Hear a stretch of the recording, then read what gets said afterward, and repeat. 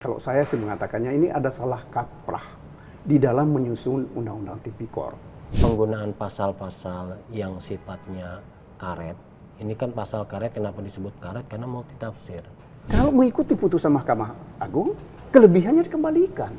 Tidak perlu aset-aset yang lain juga disita. Apakah di Indonesia itu pernah ada riwayat begitu, aset-aset yang sudah disita kemudian dikembalikan karena memang tadi misalnya secara jumlah sudah melebihi dari kewajiban? Orang sudah awal diberi lampu hijau oleh penguasa, silahkan. Itu kan intinya oke. Tapi ketika misalnya tidak lagi bagus hubungannya dengan penguasa, diobok-obok, dikriminalkan. Kejahatan terhadap perkebunan ini timbul karena tidak ada izin. Jadi kalau ada izin kan nggak ada salah.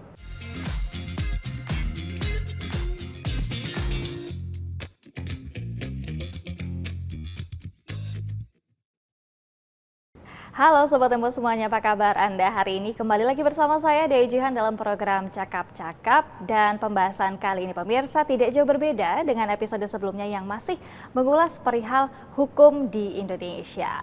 Kali ini kita akan berbincang seputar kasus yang bermula dari penerbitan izin lokasi dan izin usaha perkebunan atau IUP kepada beberapa perusahaan PT Duta Palma Group milik Surya Darmadi di Indragiri Hulu, Riau yang dianggap berpotensi mengakibatkan kerugian pada negara. Akhirnya, Kejaksaan Agung menetapkan Surya sebagai tersangka pada 1 Agustus 2022 lalu. Kemudian tim kuasa hukum Surya juga sempat mengajukan banding ke Pengadilan Tinggi yang kemudian ditolak. Selanjutnya juga masih ada upaya kasasi dan di tingkat ini MA memangkas hukuman uang pengganti menjadi 2 triliun rupiah dari semula sebesar 42 triliun. Keputusan itu dikeluarkan pada Selasa 19 September 2023. Dalam putusannya, Majelis Hakim Tingkat Kasasi memperberat pidana penjara Surya menjadi 16 tahun penjara. Hukuman itu lebih berat 1 tahun dari putusan Pengadilan Tipikor Jakarta. Nah, persoalannya kemudian pemirsa bahwa proses peradilan panjang ini dianggap salah kaprah. Problem administrasi beralih aturan menjadi pidana. Apakah benar unsur-unsurnya telah dipenuhi sebagai sebuah kasus korupsi? Lalu bagaimanakah negara mengatur kepastian hukum khususnya untuk menjaga iklim investasi agar tetap kondusif? Untuk membahasnya di studio Tempo bersama ini sudah ada 2 narasumber saya yang istimewa, yang Bapak Magdir Ismail selaku kuasa hukum dari Surya Darmadi. Apa kabar Bapak hari ini? Baik, terima kasih Jihan. Sehat? Sudah diundang, alhamdulillah sehat. Alhamdulillah sehat. Terima kasih sudah bergabung di acara Cakap-Cakap kali ini. Dan juga di sampingnya tentu saja ada Kang Anton Aprianto, CEO TV Tempo yang juga ex-Pemret Tempo.co yang juga sudah bergabung. Gimana kabar Kang hari ini? Alhamdulillah baik Jihan, selamat pagi pemirsa. Iya baik, terima kasih banyak semua. Kang Anton dan juga Pak Magdir sudah hadir di studio TV Tempo kali ini dan berbincang di program Cakap-Cakap.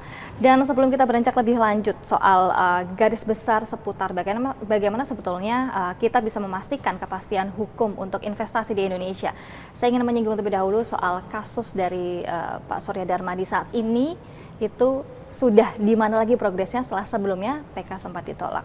Jadi kami mengajukan PK itu akhir tahun lalu, 2023.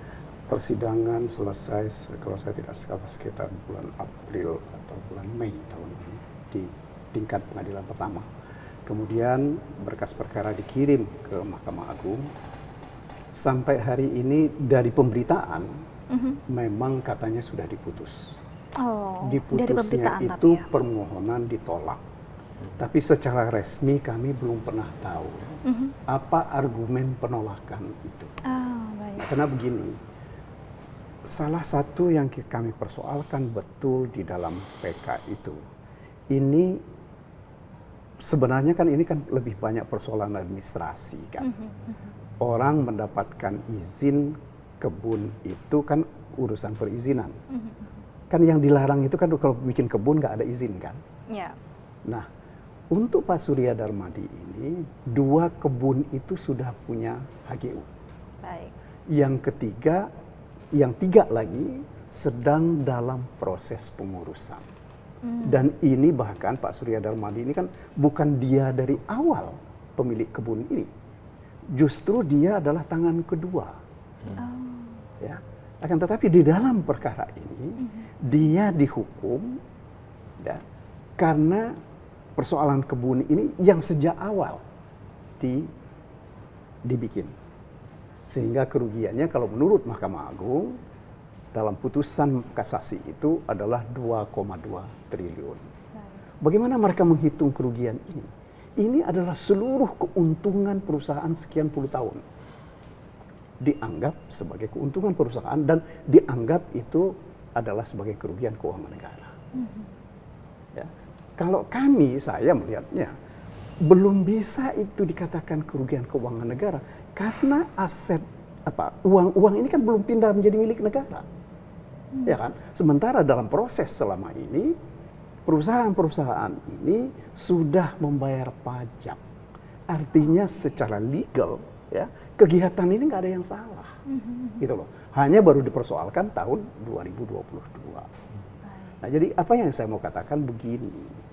Kalau memang betul persoalan pokoknya menyangkut izin, ya, seharusnya diselesaikan terlebih dahulu urusan izin ini. Dalam arti bahwa urusan izin ini kan bukan hanya kewajiban dari pemohon, tetapi juga ada kewajiban dari negara dalam persoalan ini. Panjangnya urusan izin ini kan bukan dari para pengusaha, tetapi justru dari aparat negara. Di Kementerian Lingkungan Hidup, kementerian-kementerian yang lain. Ini persoalan kita. Jadi kalau saya sih sebenarnya mestinya yang dilihat sebelum dilihat ada kerugian keuangan negaranya, selesaikan dulu administrasinya seperti apa ini. Dan sebenarnya ini sudah ditempuh oleh KLHK. Ya, ketika sesudah ada Undang-Undang Ciptaker, kemudian undang-undang ini ada peraturan pemerintahnya, dan kemudian ada keputusan menteri yang pada dasarnya penyelesaian terhadap kebun-kebun yang sudah terlanjur ini dilakukan dalam waktu 3 tahun. Apakah proses itu sudah berjalan? Sebagian sudah berjalan, tapi sebagian tidak. Tapi khusus untuk Pak Surya Darmadi itu dihentikan. Nah, apa yang disampaikan, yang dinyatakan di dalam peraturan-peraturan yang ada ini, ketika penyelesaian administrasinya ini dilakukan, nanti mereka akan dibebani kewajiban membayar denda. Nah, makanya justru kan itu, ini kan seharusnya yang dikedepankan. Karena kejahatan terhadap perkebunan ini timbul karena tidak ada izin. Jadi kalau ada izin kan nggak ada salah, nggak ada kejahatan. Nah, izin ini kan urusan administrasi, bukan kejahatan. Itu yang saya kira yang mesti dilihat secara baik. Kemudian Jihan, ya ada satu lagi saya kira sebelum kita teruskan. Di dalam permohonan PK, kami hadirkan seorang akuntan. Kan akuntan itu kan tahu betul bagaimana mereka membaca neraca laba rugi. Nah, dari 2004 sampai 2020 yang dipersangkakan kepada kejahatannya dipersangkakan kepada Pak Surya Darmadi ini, Mahkamah Agung mengatakan ada keuntungan 2,2 sekian triliun. Baik. Nah, tetapi menurut akuntan enggak seperti itu. Ya. Keuntungan ini menurut akuntan hanya 496 miliar. Kenapa? Karena secara kumulatif ya, kerugian-kerugian itu ada yang tidak dihitung. Bahkan kerugian dihitung sebagai keuntungan. Ketika kami tanya kepada ahli itu, kenapa sih kok kerugian bisa dianggap sebagai keuntungan? Dia bilang, Pak, dalam akuntansi itu, kalau angka dalam kurung, itu artinya rugi. Nah, ini oleh Mahkamah Agung, angka dalam kurung ini disebut sebagai keuntungan. Nah, jadilah keuntungannya sebesar 2,2. Padahal kalau setelah kami coba konsultasi dengan akuntan tadi, dia bilang cuma 496 miliar. Apakah keterangan dari akuntan tadi tidak dijadikan sebuah bahan pertimbangan? Nah, ini yang kita belum tahu, Jihan, di dalam putusan PK. Apakah mereka pertimbangkan atau tidak, gitu loh ya. Apalagi ada satu hal lagi yang buat saya, yang membuat saya itu miris apa. Putusan Mahkamah Agung itu jelas mengatakan bahwa seluruh kekayaan yang disita itu digunakan untuk membayar kerugian negara.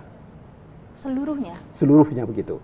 Oke. Kalau atau paling tidak dikatakan bahwa kalau ada kelebihan harus dikembalikan kepada Pak Surya Darmadi. Itu bunyi putusannya seperti itu. Nah, kalau kita lihat putusan Mahkamah Agung ini yang mengatakan bahwa kerugian keuangan negara itu 2,2 sekian triliun, tetapi uang cash dari perusahaannya Pak Surya Darmadi ini yang disita dalam perkara ini adalah 5,1 triliun. Lebih dari yang sudah ditetapkan. Lebih besar dari Jauh lebih kewajiban. besar dari Karena ini kalau menurut hitungan kami sekitar ada kelebihan itu 2,8 triliun. Nah, tetapi ini kan pihak kejaksaan belum mau mengembalikan itu. Menurut kami seharusnya eksekusi itu terlebih dahulu lihat kewajibannya berapa, lihat asetnya yang disita itu berapa, dikurangkan itu kan selesai. Kalau mengikuti putusan Mahkamah Agung, kelebihannya dikembalikan. Tidak perlu aset-aset yang lain juga disita, harus dikembalikan, apalagi mau dilelang. Nah, kalau itu yang terjadi, persoalan kita disitulah ketidakpastian hukum itu terjadi. Baik Pak Magdir, penguasaan atau pengawasan paksa bisa dibilangkan seperti itu, apakah ini artinya juga melanggar sebuah aturan juga dong kalau begitu? Begini, prinsip dasarnya barang yang boleh disita itu adalah kalau terkait dengan kejahatan, digunakan untuk melakukan kejahatan, hasil dari kejahatan. Nah, itu kan yang harus dibuktikan di hadapan persidangan. Bahwa barang ini disita sebagai hasil kejahatan atau bukan. Kalau tidak, itu tidak bisa. Itu satu ya. Kemudian kedua kan begini, kan kita bicara tentang hukum itu kan, hukum itu harus ada kepastian. Ya. Yang kedua harus ada kemanfaatan. Ya. Nah, ini yang harusnya didahulukan, kepastian, kemanfaatan dan keadilan. Tanpa ada 3 elemen pokok ini, hukum itu hukum yang tidak adil. Berarti bukan hukum. Nah, jadi sekali lagi menurut saya seharusnya ya ketentuan-ketentuan hukum acara pidana itu yang dilakukan. Karena begini, Jihan, ya, hukum acara pidana itu gunanya adalah untuk membatasi kewenangan aparat penegak hukum, ya, bukan mereduksi hak-hak asasi manusia. Sebab begini, aparat penegak hukum itu mereka punya hak melakukan upaya paksa, nangkap orang, menyita barang orang, ya, dan seterusnya. Nah, ini dibatasi. Bagaimana mau nangkap orang itu ada syaratnya. Bagaimana mau menyita harta orang itu ada syaratnya. Nah, ini yang saya kira yang harus kita kedepankan. Karena makanya saya katakan tadi, kalau seperti ini terkait dengan soal perizinan ini yang tidak diurus dengan baik dalam arti bahwa tidak ada keinginan dan kebijakan dari pemerintah ya untuk memberikan izin secara cepat, justru ketidakadilan itu terjadi di situ, justru ketidakpastian hukum itu terjadi. Jadi kalau saya sih melihatnya ya, kalau kita kembali ke persoalan Pak Surya Darmadi ini, apalagi ini sudah ada 2 kebun itu yang mempunyai HGU, mestinya tidak bisa disalahkan, ya, tidak bisa dikatakan bahwa kegiatan dari kebun ini merugikan keuangan negara. Baik. Nanti kita akan bicara lagi soal apakah kerugian negara ini, merugikan keuangan negara ini bisa menjadi salah satu unsur untuk pemenuhan tadi pasal 2 ayat 1 dan juga pasal 3 di Undang-Undang Tipikor. Iya, memang begini, Jihan, ya. Pasal 2 ayat 1 sama pasal 3 ini memang lahir dari keinginan agar supaya orang tidak merugikan keuangan negara. Ini terjadi sebenarnya, ini yang kalau saya sih mengatakannya ini ada salah kaprah di dalam menyusun Undang-Undang Tipikor. Waktu Undang-Undang Tindak Pidana Korupsi tahun 60, itu masih dibedakan mana kerugian perdata dan mana kerugian pidana. Tetapi ketika Undang-Undang Tipikor, Undang-Undang Nomor 3 tahun 71, ini tidak dibedakan lagi antara kerugian perdata dan kerugian pidana. Bahkan lebih konyol lagi, ini diadopsi oleh Undang-Undang Tipikor tahun 99. Tidak dipisahkan mana kerugian perdata dan mana kerugian pidana. Nah, inilah yang terjadi sekarang. Makanya seperti saya katakan di awal tadi, ketika uang itu belum beralih kepada negara, itu belum bisa disebut sebagai uang negara. Gitu. Jadi sekali lagi, ini yang kita mesti lihat secara baik ya, dalam soal pasal 2 ayat 1 dan pasal 3 ini. Inti dari dua pasal ini adalah kerugian keuangan negara. Undang-undang kita dan praktek hukum kita, bahkan putusan Mahkamah Konstitusi mengatakan kewenangan menentukan kerugian keuangan negara itu adalah BPK. Sementara di kasus Pak Surya Darmadi masih belum sampai di tidak sampai seperti itu. Yang mengumumkan itu yang ini adalah BPKP. Bahkan begini, ini ada kecenderungan kalau menurut saya yang mesti dipersoalkan. Kecenderungan membesarkan kerugian. Nilainya? Nilai kerugian, membesarkan nilai kerugian keuangan negara. Nah, salah satu diantaranya terhadap perusahaannya Pak Surya Darmadi, kalau Jihan tadi mengatakan pada tingkat pertama ada reduksi terhadap kerugian yang semula 73 atau 76 saya lupa. Kemudian ketika oleh pengadilan dianggap tidak sebesar itu, hanya 36 atau 30 sekian. Nah, itu terjadi kenapa? Karena kerugian itu dianggap ada kerugian perekonomian negara. Kerugian perekonomian negara itu diasumsikan karena lahan-lahan kebun ini kalau mau dipulihkan seperti semula perlu waktu, dalam perkara yang lain misalnya dikatakan perlu waktu 100 tahun. Nah, biaya per hektar 100 tahun itulah yang digunakan untuk menghitung membesarkan kerugian. Ya buat kita kan sebenarnya kan begini, besaran kerugian keuangan negara yang diumumkan itu kan bukan untuk satu kontestasi bahwa penegak hukum bisa menangani perkara yang kerugiannya luar biasa besar. Ya. Sementara yang lain cuma kecil-kecil saja, begitu loh. Nah, ini saya kira yang juga, apalagi misalnya penghitungan-penghitungan yang dibesarkan itu tidak ada dasar hukumnya. Nah, makanya itu yang saya katakan tadi, disinilah ketidakpastian hukum itu terjadi. Akibatnya ketidakadilan terjadi. Baik Pak Magdir, saya izin geser dulu ke Kang Anton soal tadi menyoal kepastian hukum nih Kang. Mungkin secara umum barangkali Kang Anton pernah dalam riwayat menjadi seorang jurnalis begitu yang menemukan kasus-kasus serupa terkait dengan kepastian hukum. Tadi misalnya di Undang-Undang Tipikor pasal 2 ayat 1 dan juga pasal 3 yang karet nih Kang sepertinya. Ya kalau sekarang kan banyak ya, terutama di daerah ketika pemerintah sedang getol-getolnya mengundang investor itu kan. Kita tidak kompetitif karena salah satu hal yang menyebabkannya adalah kita masih dipertanyakan soal kepastian hukum. Tadi kalau dari kasus Bang Magdir yang kliennya itu kan Duta Palma, itu ada hal-hal yang mesti diperjelas oleh penegak hukum, dalam hal ini Kejaksaan Agung. Tadi soal izin, belakangan kan kita tahu KLHK-nya baru digeledah kemarin, ya kan? Terus kemudian tadi yang menarik juga soal ini Bang ya, menurut saya sebagai seorang wartawan itu kerugian yang lebih besar dan itu belum dikembalikan oleh Kejagung ketika putusannya sudahlah, kalau kita anggap ini putusannya sudah dalam posisi ingkrah kan, sudah mestinya kan ada niat baik, apalagi ada selisih sampai berapa 2 triliun itu. Nah ini memang menurut saya penggunaan pasal-pasal yang sifatnya karet, ini kan pasal karet, kenapa disebut karet? Karena multitafsir.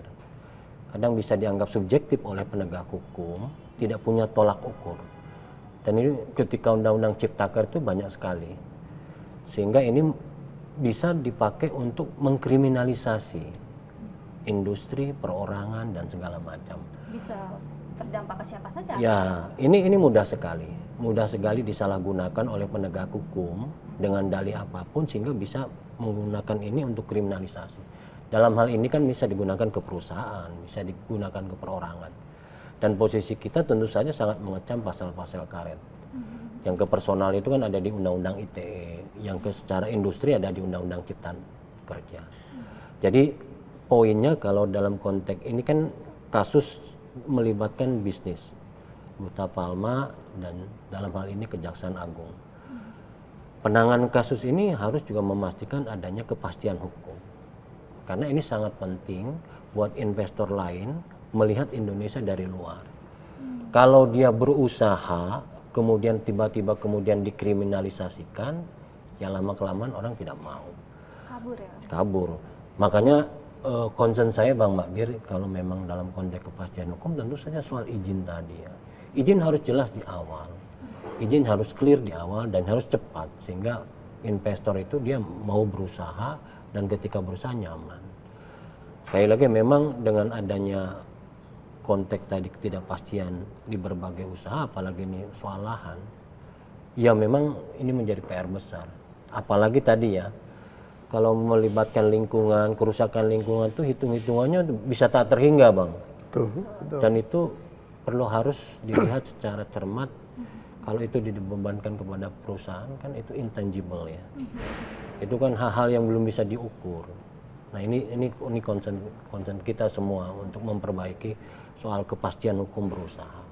Kang, kalau melihat tadi sempat dibahas sedikit oleh Pak Magdir adalah soal kontestasi nilai-nilai hasil dari penegakan hukum ini, kayaknya kalau semakin besar nilainya rasa-rasanya semakin serius ditangani atau bagaimana? Ya, kalau dalam kasus ini kan kita ngelihat ya, yang pertama ini kerugian negaranya tuh muncul dari perhitungan jaksa, itu kan, dan berubah-ubah gitu kan. Kemudian muncul BPKP, sampai akhirnya dikoreksi oleh pengadilan jumlahnya jauh lebih kecil. Di awal tuh 79 triliun, bagi media itu kalau sudah menyangkut puluhan triliun, apalagi yang terakhir kasus yang tambang timah 300 triliun, orang sudah nggak membayangkan. Tapi dari perspektif publik ketika kerugian negaranya besar, kasusnya besar. Nilai korupsinya seolah-olah besar. Padahal kemudian kan dikoreksi. Menurut saya standar untuk menghitung kerugian negara itu harus satu pintu. Ya, lembaga yang itu ada badan pemeriksa keuangan.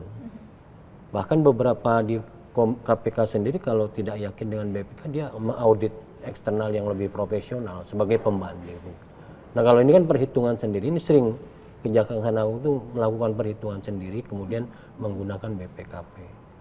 Nah ini yang tapi kalau concern saya tadi lebih kepada kalau itu hak orang yang memang sudah dianggap kerugiannya segitu dan harus dikembalikan, ya sisanya dikembalikan. Kalau itu ditahan-tahan, itu dipersulit, persepsi orang melihat loh kasus ini sebenarnya seperti apa awalnya begitu. Jadi ada motif di situ, ada niat tidak baik. Selama tadi kewajibannya sudah diselesaikan, nilainya begitu seharusnya lebih dari itu kembali menjadi hak. Ya ini kan kalau dari perspektif kejaksaan seperti itu, tapi dari perspektif Bang Magdir dan kliennya ini kan ada ketidakadilan di situ. Nah ini kan tentu saja dari pihak yang Bang Magdir dan klien akan terus mengupayakan bagaimana menjawab ketidakadilan ini. Dari perspektif media itu kan satu proses ketidakpastian hukum itu yang harus diakhiri. Dimanapun, apalagi ini iklim berusaha. Ini tidak boleh karena ini akan mengganggu investasi. Kita semakin tidak kompetitif, banyak hal izin tidak sehat, izin yang lama, tidak adanya ketidakpastian hukum, ya kan? Orang sudah awal diberi lampu hijau oleh penguasa, silahkan. Itu kan intinya oke. Tapi ketika misalnya tidak lagi bagus hubungannya dengan penguasa, diobok-obok, dikriminalkan. Ini yang menurut saya penting. Kalau memang mau menarik dengan baik di awal, semua administrasi diselesaikan di awal. Jadi konteks relevan juga Bang Maman ini memersoalkan ini urusan perdata atau urusan pidana gitu. Karena urusan izinnya baru kemarin digeledah hampir seharian ke LHK. Salah satunya untuk yang kasus yang kliennya Bang Magdir. Oke, masih soal kepastian hukum Kang, apakah di Indonesia tuh pernah ada riwayat begitu aset-aset yang sudah disita kemudian dikembalikan karena memang tadi misalnya secara jumlah sudah melebihi dari kewajiban? Ya, rasanya banyak lah ya. Sejak zaman Orde Baru, terus pengusutan kasus itu bahkan di KPK, aset-aset yang dianggap tidak terkait kasus dikembalikan. Apalagi kelebihan gitu kan. Jadi ketika itu sudah menjadi keputusan pengadilan dan itu ingkrah, ya penegak hukum harus mengembalikan. Justru ketika ada selisih itu menjadi hak dari terpidana, itu ya menjadi sebuah kewajiban dari penegak hukum. Justru aneh kalau misalnya dia mendadak menahan, ada apa gitu. Karena kan sekali lagi kan ketika aset-aset itu diblok kan kita tahu kan hak-hak terpidana itu kan terkunci di situ. Rekeningnya diblok segala macam. Ketika kemudian pengadilan di tingkat Mahkamah Agung sudah memutuskan kerugian negaranya hanya segini, ada kelebihan, ya ini sudah menjadi perintah pengadilan. Nah kalau penegak hukum tidak memberi contoh yang baik ya akan repot. Di sini tidak ada ketidakpastian hukumnya. Harusnya itu menjadi hak dikembalikan. Kalau kemudian muncul tuntutan dari pihak yang menjadi lawan dari Kejaksaan Agung untuk menggugat ini jadi persoalan lain. Kan seolah-olah haknya si orang yang menjadi terpidana tapi tidak mau diserahkan oleh penegak hukum, akhirnya melalui jalur pengadilan. Itu kan mestinya sebagai seorang penegak hukum ya perintah pengadilan harus dijalankan. Tidak perlu lah sampai ada Tidak perlu, itu sudah jelas ya? dalam aturan undang-undang kita. Karena penegak hukum, polisian itu dia harus menjalankan itu dengan baik. Baik. Saya geser lagi ke Pak Magdir. Pak Magdir, bagaimana kemudian Anda dan tim Anda memastikan bahwa tadi ya hak-hak dari klien Anda, Pak Surya Darmadi ini tetap terjaga tanpa harus ada anggapan bahwa ini berarti tidak semangat atau melawan pemberantasan korupsi begitu. Ya ini yang jadi persoalan, Jihan, ya dalam praktek hukum kita, termasuk di dalam perkaranya Pak Surya Darmadi ini, aset-aset yang ada itu disita ulang untuk perkara yang lain. Nah, kalau yang kemarin itu yang sudah diadili itu adalah Pak Surya Darmadi, maka sekarang ini yang akan menjadi tersangka itu adalah korporasi. Nah, jadi aset-aset itu akan disita, bahkan sudah ada yang disita untuk perkara korporasi ini. Tapi kalau kita mau coba jujur, mau lihat secara jernih, seandainya masih ada kerugian yang diakibatkan oleh kegiatan korporasi, seluruh keuntungan korporasi ini kan sudah diputus dalam perkaranya Pak Surya Darmadi. Artinya kan tidak ada lagi kerugian. Jadi kalaupun akan ada kewajiban atau hak dari negara dalam perkara ini, itu terbatas pada nanti denda, hukuman denda kepada korporasi ini. Karena mereka sudah dianggap mendapat keuntungan dari persoalan ini. Tapi sebelum ada satu hal, Jihan, ya, saya ingin perjelas dulu soal, Anton tadi ngomong soal izin. Saya ingat tahun 2014 atau 2015, kami itu menguji Undang-Undang Lingkungan Hidup di Mahkamah Konstitusi. Mahkamah Konstitusi itu di dalam keputusannya mengatakan begini, meskipun itu memang terkait dengan izin yang sudah expired. Ya, ini udah lewat. Yang Chevron, Bang, ya? Iya, Chevron. Ini perkara Chevron. Karena ini pelaksanaan kegiatan itu diawasi oleh Kementerian Lingkungan Hidup, Mahkamah Konstitusi mengatakan secara material izin itu ada.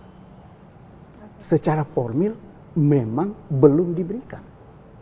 Nah, kalau kembali kepada persoalan izin ya, yang diperoleh oleh perusahaan-perusahaannya Pak Surya Darmadi ini, yang sudah diajukan mungkin ada yang lebih dari 20 tahun.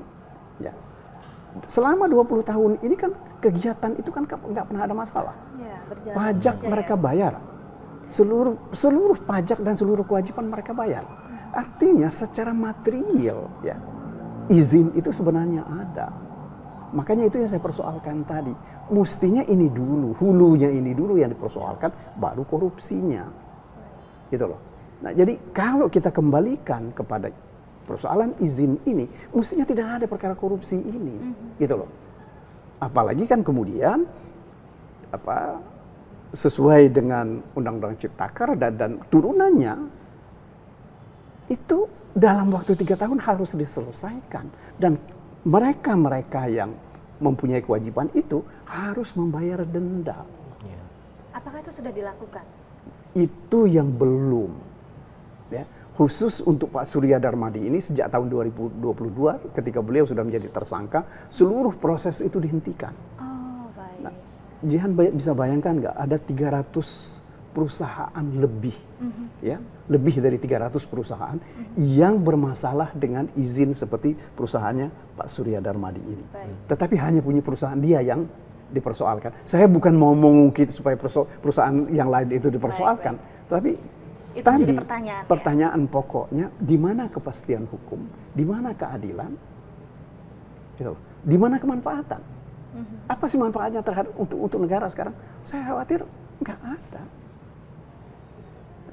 Oke, melihat tadi kasus yang disebut tahun 2014 yang Chevron tadi, artinya kan ada kesamaan situasi sebetulnya, tapi kenapa ada perbedaan ya kira-kira ya?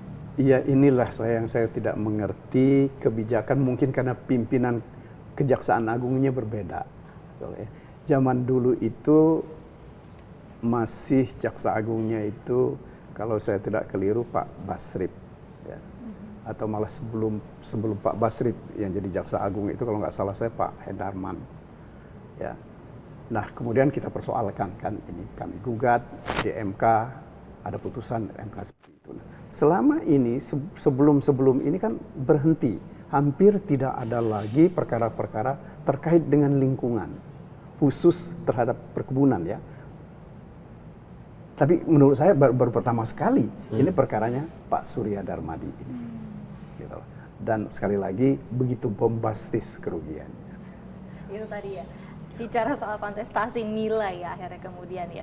Kang, kalau melihat ada perbedaan apa ya, sikap atau perbedaan, sebenarnya situasinya kan sama ya, tapi ini kok beda perilakunya antara kasus dengan sebelumnya ini? Ya memang tadi 300 Bang ya, 300 izin yang sebenarnya bermasalah, terus kenapa hanya yang ini gitu kan. Tadi kan ini berarti artinya soal kepastian hukum dan soal keadilan di situ kan. Tapi yang memang perlu diperjelas itu adalah, ini kan posisinya 2 sudah HGU ya Bang, Iya. 3 sudah proses izin.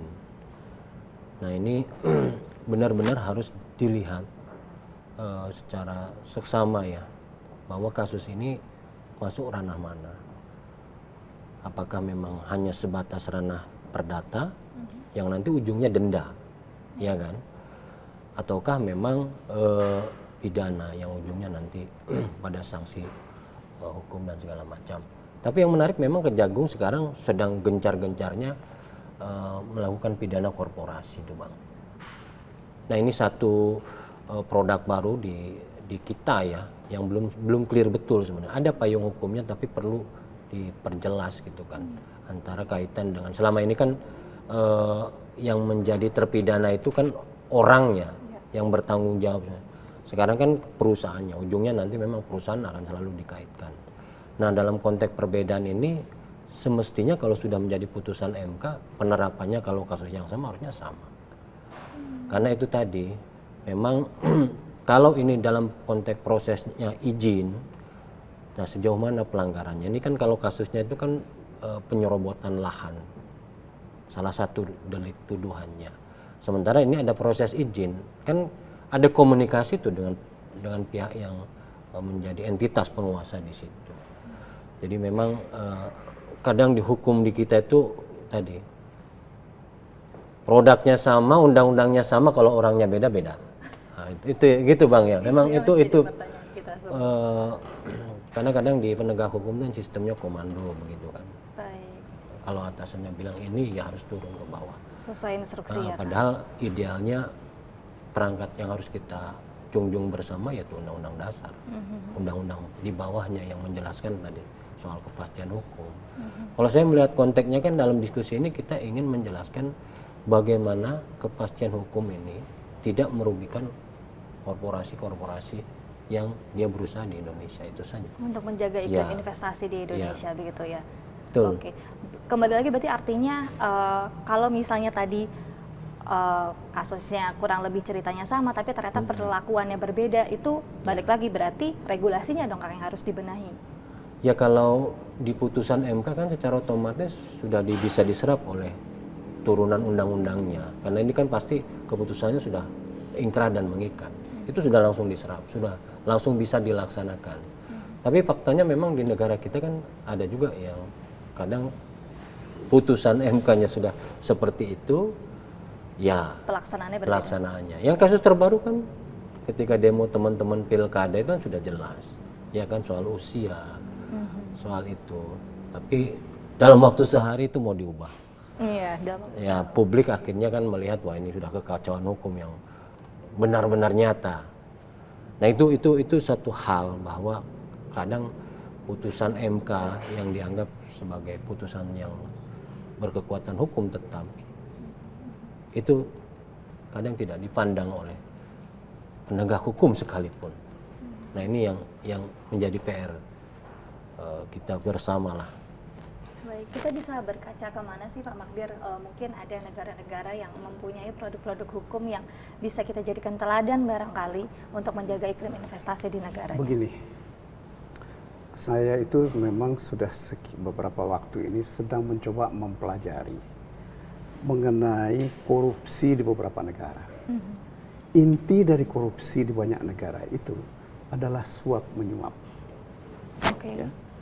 Jadi kalau kebijakan itu diputus atau dibuat karena suap menyuap, maka itulah menjadi perkara korupsi.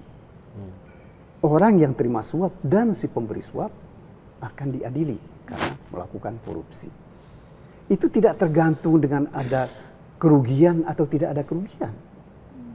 Ya. Selama suap itu terbukti. Semua suap itu terbukti, mereka dianggap korupsi.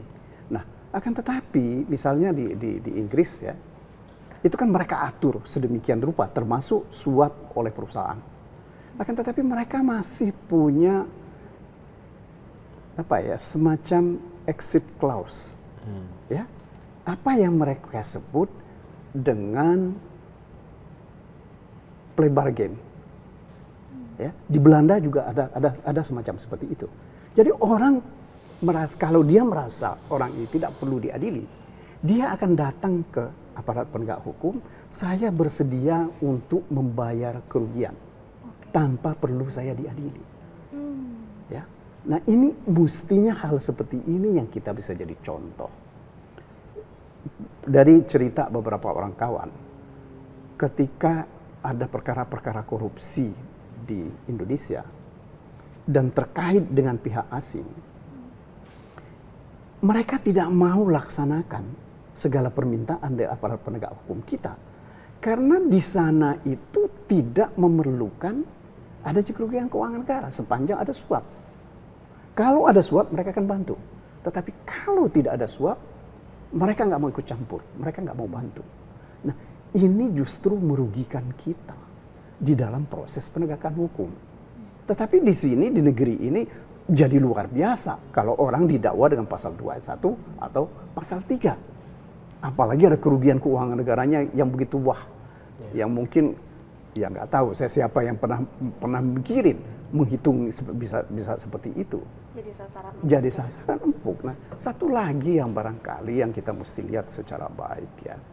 Di dalam hal penghitungan kerugian keuangan negara ini ada upaya sekarang ini semua atau keuntungan yang ada itu kalau misalnya terkait dengan izin belum diberikan, jadi keuntungan itu disebut sebagai illegal gain, keuntungan ilegal. Nah, bagaimana kita mau sebut itu keuntungan ilegal ketika orang ini dalam prosesnya benar mengurusnya? Kan tidak bisa kita samakan keuntungan perusahaan yang melakukan kegiatan secara normal ini dengan orang jual drug atau trafficking. Nggak bisa disamakan seperti itu. Sepanjang yang saya tahu, penghitungan kerugian akibat dari kegiatan-kegiatan illegal gain itu terkait dengan drug and trafficking. Ketika perusahaan berusaha, negara menarik pajak, apakah kita mau sebut pajak itu adalah ilegal? Kan enggak. Nah, jadi ini saya kira yang mungkin Anton tadi benar ketika mengatakan bahwa tugas kita ke depan ini adalah mencari kepastian hukum. Saya nggak tahu berapa banyak Entah ya, perusahaan yang sudah kabur dari negeri ini sekarang dalam beberapa tahun terakhir ini. Nah, saya kira ini mestinya kita harapkan pemerintahan yang akan datang, pemerintahan yang baru ini, kepastian hukum itu akan diberikan, ya, supaya orang-orang nggak kapok, nggak menyesal, dan supaya capital flight itu nggak terjadi. Iya. Itu terus terang saya merasakan begini. Dalam beberapa tahun terakhir ini ada beberapa klien yang tidak mendapatkan perlindungan secara baik. Mereka ujungnya tidak akan investasi di sini. Meskipun begitu banyak proses sudah mereka lewati, investasi itu tidak diteruskan. Mereka pilih ke Vietnam, misalnya, karena Vietnam itu sekarang ini yang mereka korupsi itu, mereka sebut sebagai korupsi itu kalau ada suap. Tidak seperti di tempat kita. Oke. Kang Anton, apakah pembatalan yang proses investasi tadi sudah panjang dan segala macam akhirnya nggak jadi ini, itu sudah dampak paling buruk dari ketiadaan kepastian hukum ini, atau mungkin jangan-jangan ada dampak lain lagi yang bisa Indonesia terima lebih dari itu? Ya tentu saja urusan nanti kalau ketidakpastian hukum kan urusan demokrasi, urusan keadilan ya bagi publik. Ini kan pada perusahaan besar aja seperti itu, apalagi pada orang kecil gitu kan. Nah tadi saya setuju lah bahwa kalau dalam konteks secara gambaran besar kita membutuhkan kepastian itu untuk orang luar melihat. Intinya kan mereka nyaman berusaha, mereka tidak dikriminalisasi kalau misalnya ketika mereka sudah jalan gitu kan. Ya tadi mereka harus memastikan ganti orang tuh, ganti pejabat itu tidak membuat mereka akhirnya bisa dipidana gitu kan. Itu kan yang terjadi masih seperti ini. Nah, kepastian hukum ini berlaku juga untuk yang masyarakat. Tentu saja kan bisnis itu bukan hanya perusahaan. Iya kan? Artinya secara umum dampak-dampak dari kepastian hukum itu penting lah bagi semua. Tapi concern saya sih lebih kepada bagaimana kita mentreatment perusahaan-perusahaan besar, calon-calon investor, supaya mereka nyaman berusaha dan mereka tidak diganggu gitu, dengan faktor-faktor yang tadi adanya pasal-pasal yang mudah dimainkan, pasal-pasal karet, pasal-pasal ciptaker. Sesuatu yang tadi kalau dibilang Bang Magdir kan mestinya kan ini dengan ciptaker nggak menjadi satu hal yang sifatnya pidana dong. Yeah. Tapi kan penegak hukum bisa tuh nyari celahnya ini. Nah itu yang bahayanya. Yeah, penegak hukum tuh bisa saja karena bagi ada game bahwa kalau berurusan dengan orang hukum tuh pasti pendapatnya beda-beda karena mereka punya argumentasi lain-lain. Karena mungkin regulasinya sendiri yang belum patok. Nah itu yang dibilang pasal karet itu pasal yang multitafsir, tidak jelas, tidak tegas, tolak ukurnya nggak ada. Kalau peran media sendiri kan untuk mendukung, untuk tadi menciptakan iklim-iklim investasi yang lebih kondusif, untuk tadi mengkritisi bahwa hukum di Indonesia masih karet dan sebagainya. Di mana posisi media untuk bisa membuat yang jelas kan investasi penegakan lebih hukum meningkat? itu tidak boleh tebang pilih, tidak boleh memakai kacamata kuda. Gitu. Jadi kayak yang jadi concern kita tuh kebijakan itu nggak bisa dipidana, itu udah clear lah. Ini berlaku untuk akhirnya kepada pemerintahnya. Kalau kebijakan saja kemudian dipidana, dia nggak akan berani untuk mengambil keputusan. Bagi investornya ya tadi, gitu kan. Bagaimana menerapkan satu perangkat-perangkat untuk mereka masuk itu, kemudian tidak dipidana. Kalau dikasih kemudahan, ya harus jelas. Jangan sampai nanti kalau kemudahan ujug-ujug tiba-tiba Anda nggak punya izin. Ada di Morowali itu misalnya. Di Morowali itu sudah clear jelas. Saking ribetnya urusan izin, bupatinya sendiri yang meminta perusahaan tambang bangun dulu deh.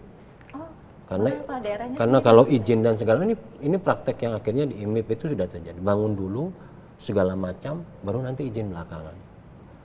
Nah ini kan diskresi kan. Tapi ujungnya kan sekarang sudah memberikan kontribusi yang clear di sana. Investasi, ada kepastian hukum.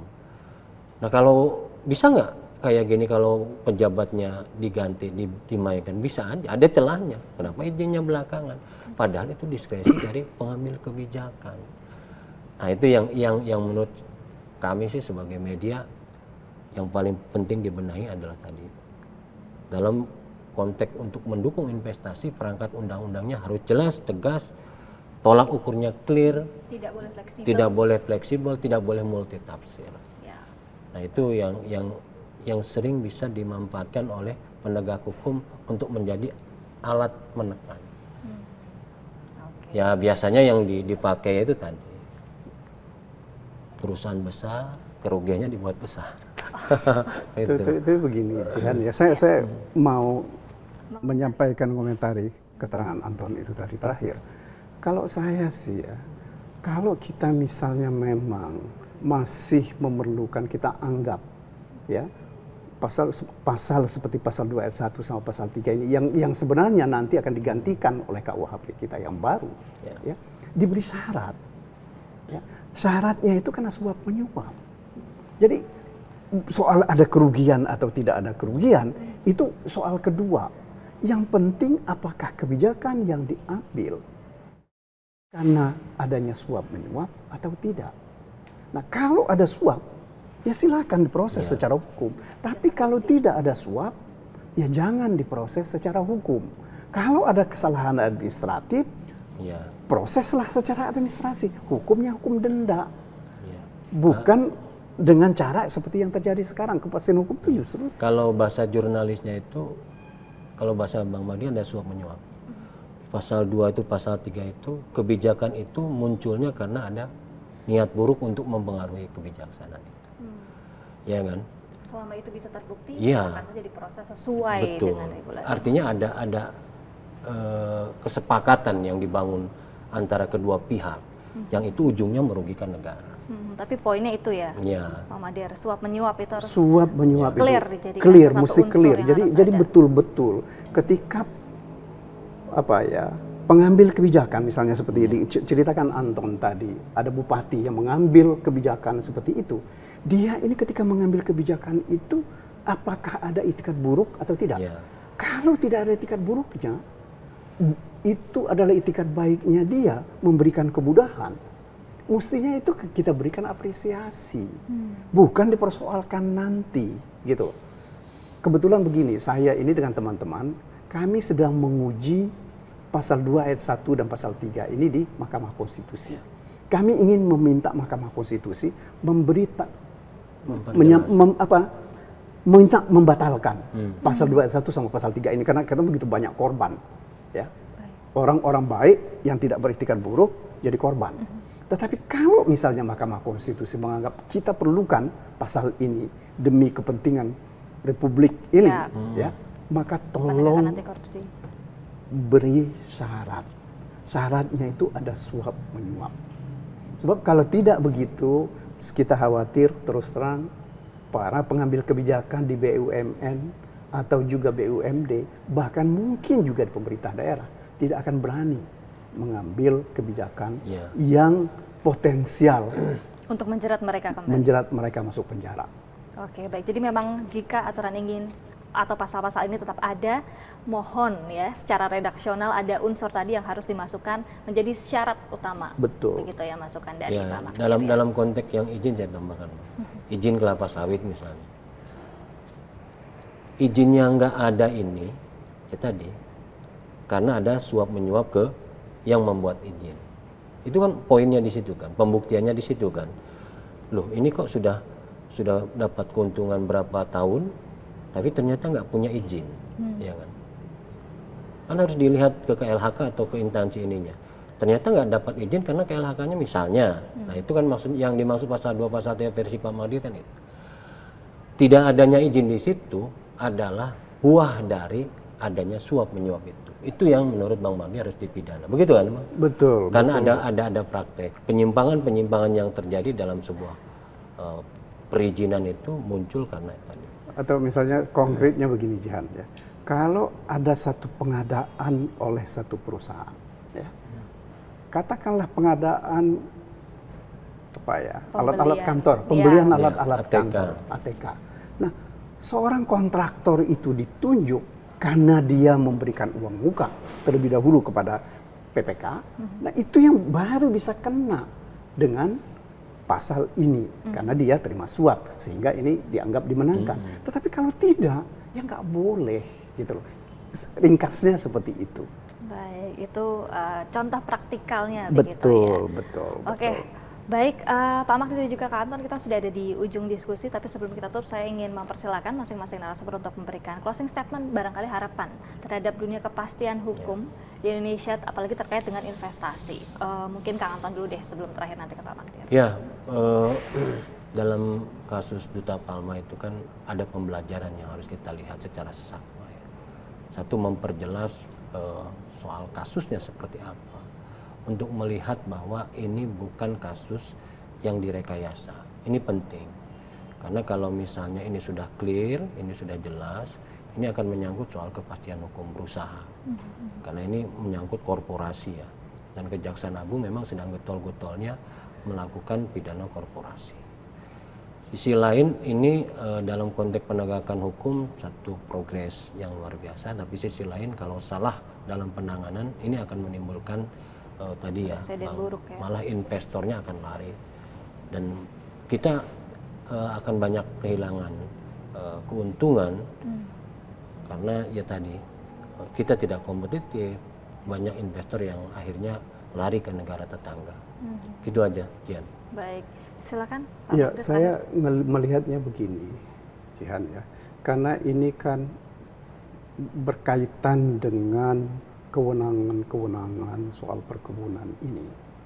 Ini bukan hanya pada Kementerian Pertanian, tetapi juga ada di KLHK. Ya, terutama berkenaan dengan alih fungsi hutan. Ya, kalau saya ya untuk hal seperti ini sepanjang dua lembaga ini sudah memberikan semacam kepastian bahwa ini boleh dijadikan lahan perkebunan, dan menurut pihak perkebunan proses untuk menjadikan ini kebun sudah beres, dan aturan-aturan yang mereka terapkan sesuai dengan regulasi yang ada, mestinya jangan dipersulit, gitu loh ya. Jangan lagi masalah-masalah yang sudah selesai di bagian administrasi, di tahapan administrasi, kita persoalkan di tahapan hukum pidana. Sebab begini, prinsip dasarnya hukum pidana itu kan adalah ultimum remedium. Itu adalah bagian akhir untuk memperbaiki keadaan. Jangan di depan. Kalau kita sekarang ini kan terjadi begitu, hukum pidana kita itu di depan. Ya, saya nggak tahu ya, apakah ini adalah untuk supaya jadi hebat, saya nggak tahu, atau supaya jadi ya bisa dapat jabatan baru, mungkin juga, ya kan? Nah, apalagi kan dalam situasi kita sekarang, ketika pemerintahan ini akan berakhir, mestinya kebijakan-kebijakan yang baik itu dilakukan, ditutup dengan cara yang baik, sehingga nanti ini yang menjadi sandaran oleh pemerintahan baru untuk diteruskan. Ya, apalagi kan ini seperti saya sampaikan tadi ada 300 lebih perusahaan. Ya, kalau ini pihak KLHK dan Kementerian Pertanian menganggap ini sudah selesai, misalnya, ya udah selesai. Jangan dicari-cari. Kalau dicari kesalahan pasti akan ada yang salah. Kesalahan administrasi jangan dijadikan pidana. Baik. Ya. Jadi sesuai porsi dan tempatnya ya, proporsional saja ya. Proporsional saja, dan sekali lagi kalau tidak ada suap jangan pula itu dijadikan perkara korupsi atau pidana. Baik, terima kasih banyak Pak Magdir Ismail sebagai kuasa hukum dari Surya Darmadi dan juga Kang Anton Aprianto, CEO TV Tempo sekaligus mantan pemimpin redaksi Teko, atas diskusinya hari ini. Kita semua berharap hal-hal yang baik ya terhadap dunia penegakan hukum di Indonesia. Semoga apa yang kita cita-citakan dalam diskusi tadi bisa terwujud ke depannya. Dan tentu saja pemirsa, akhir kata saya Dejian beserta kru yang bertugas pamit undur diri. Kita akan jumpa di Cakap-Cakap episode selanjutnya. Sampai jumpa.